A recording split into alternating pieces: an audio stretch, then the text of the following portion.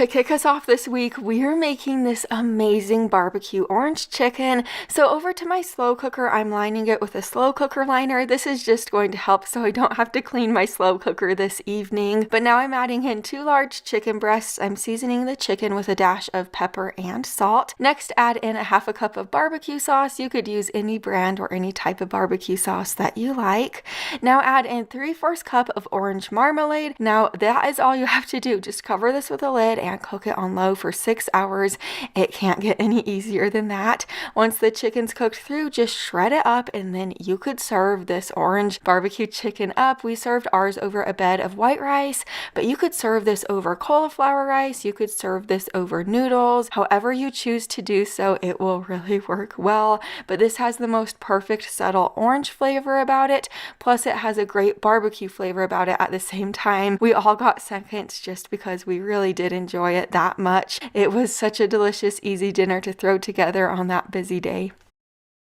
Now we are making this creamy chicken pasta, and since I'm out of town and I don't want to spend a lot of time this evening doing dishes, I'm using another one of these slow cooker liners for this recipe.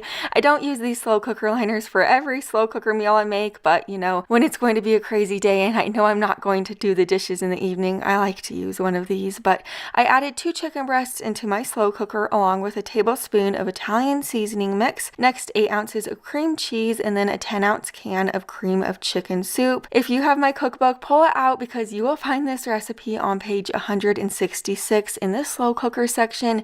This is a family favorite recipe for sure. Cover this with a lid and cook this on low for 6 hours. Once the chicken's almost cooked through, just boil up your pasta. You could use a 1/2 pound of any type of pasta that you have on hand. Just cook it according to the package instructions. But now that my chicken's cooked through, I'm just shredding it up with 2 forks, and once everything's well combined, just stir your pasta in and then you could serve this dinner up.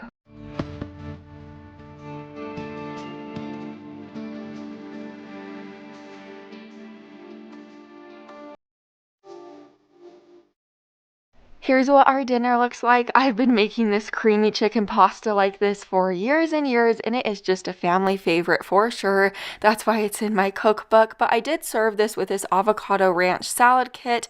I found it on discount at my Walmart, and we did think it was pretty good. Not my favorite salad kit ever, but it was good.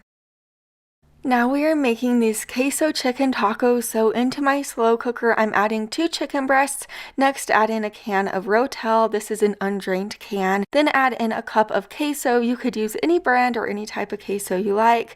And the house we're staying at doesn't have any measuring cups or measuring spoons really. So I kind of just measured it with how I think a cup should be. Next, I added in a tablespoon and a half of taco seasoning. This cooked on low for 6 hours or until the chicken was cooked through. Then I shredded up the chicken and we served ours in crispy tortillas that I fried up on the stove. We topped ours with a little bit of cheese, and this is so flavorful and delicious. Also, it makes for great leftovers the next day if you want to turn this mixture into like quesadillas. It really is so good like that.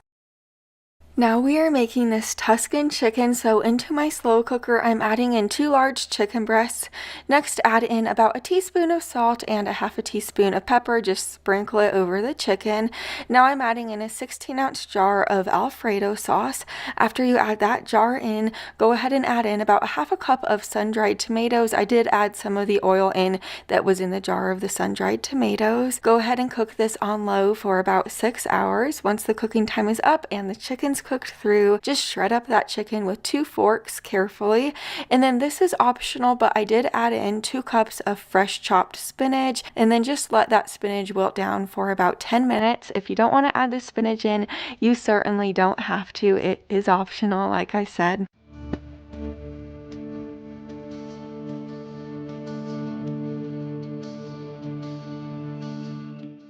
Once the spinach wilted down, you could just serve this up. We served ours over a bed of cooked pasta. You could serve this over rice. You could serve this in like rolls to make like Tuscan chicken rolls. Oh, that would be so good. You could serve it over cauliflower rice.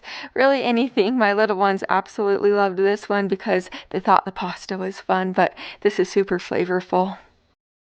Now we're making these barbecue ribs, so we're going to get started on the seasoning mixture first. It's just 3 tablespoons of brown sugar in this little bowl. Next, I'm adding in 3 tablespoons of paprika and then my salt and pepper. Give this a stir. This little mixture is going to make these ribs so good. You have to trust me. But after you give this a stir, set the seasoning mixture to the side. Now I'm going to pull out my ribs and I'm going to place them on this cutting board. I have my baby back ribs right here. You're going to want to use between like 4 to 5 pounds or anything around that size. Now remove the membrane on the back of the ribs. I do suggest you doing this. It's not necessary, but the membrane can make your ribs like chewy and rubbery and really not as tender. Just get a butter knife and slice it under the backside of your ribs and then pull up the membrane just like this. It really is easy to do and it makes these ribs so much better, I promise. Now we're going to rub the seasoning mixture on both sides of the ribs, the back side and the front side. Then grab some barbecue sauce. You could use any type of barbecue sauce you like. Use about a cup of it and pour it on the back and front side of the ribs as well.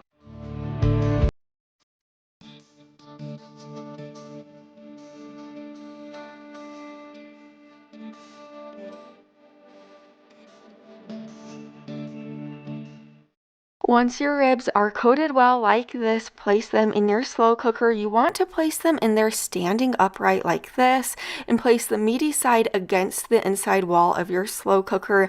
I've tried different ways to like cook my ribs in the slow cooker and this is my favorite way. I'm placing a little bit more barbecue sauce over the top. Cook this on low for about 7 hours. This recipe is on page 141 in my cookbook. These are just like the best slow cooker ribs.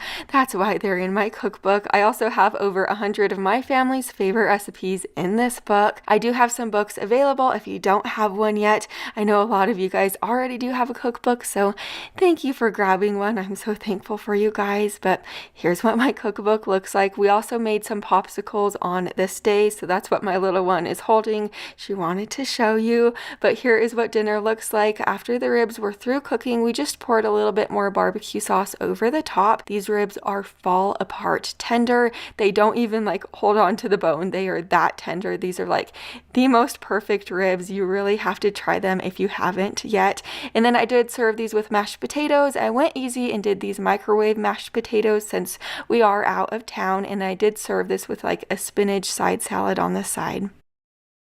Now we're making this berry cobbler, and this berry cobbler is the best dessert you can make in your slow cooker. So into this bowl, I'm adding 8 cups of frozen mixed berries. You could use any type of berries that you would like. Next, add in a tablespoon of cornstarch and give this a stir. The cornstarch is going to help thicken up this berry cobbler and make it so it's not as like runny in the end, and it's just going to help the berries cook the best. Now set this mixture to the side.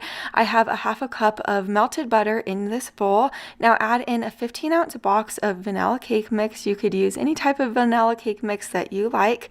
Now give this a stir until it looks really nice and crumbly and everything is well combined.